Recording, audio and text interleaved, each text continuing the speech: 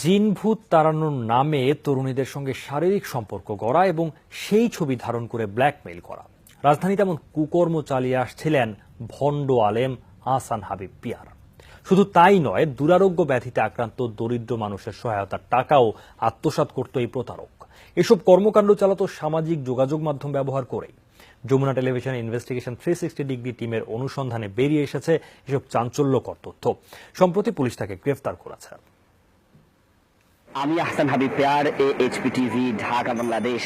তিনি নিজেকে ফ্রিল্যান্সার সাংবাদিক দাবি করেন। নিজে না ঘুমিয়ে সন্তানের হাতটাকে বুকে জড়িয়ে প্রতিবেদন প্রচার করেন ইউটিউবে, ফেসবুকে। উদ্দেশ্য দুরারোগ্য ব্যাধিতে আক্রান্ত দরিদ্র মানুষকে সহায়তা করা। কিন্তু এর আড়ালে যে তিনি প্রতারণার ব্যবসা ফেঁদেছেন সেটি বেরিয়ে আসে যমুনার অনুসন্ধানে। মূলত তিনি রোগীকে কিছু টাকা দেওয়ার ছবি প্রচার করেন এবং আরো বেশি সাহায্যের জন্য তার মোবাইল ব্যাংকিং এর নম্বরটা দিয়ে দেন।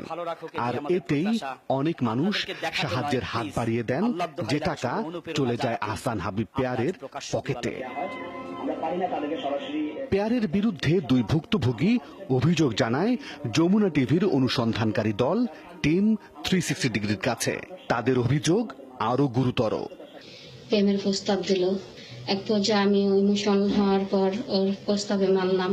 এরপর আমার সঙ্গে বিভিন্ন ধরনের কথা বলে, ভালোবাসার কথা বলে, সেক্সের কথা বলে আমার থেকে টাকা নিল। বেশ প্রায় 5 লক্ষ টাকাও আমার থেকে নিচ্ছে। তারপর সুযোগ বুঝে অনৈতিক সম্পর্ক গড়ে ভিডিও করে রাখেন, আর এটি দিয়েও চলে ব্ল্যাকমেইল।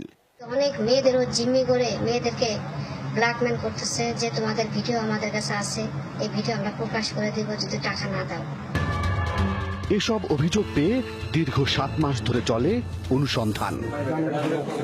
তার ব্যক্তিগত কম্পিউটার থেকে উদ্ধার করা হয় শতাধিক পর্নো ভিডিও। বিভিন্ন ব্যাংক অ্যাকাউন্টে লাখ লাখ টাকা রাখার ডকুমেন্টও পাওয়া যায়, যে টাকা তিনি অসহায় মেয়েদের ব্ল্যাকমেইল করে কামিয়েছেন।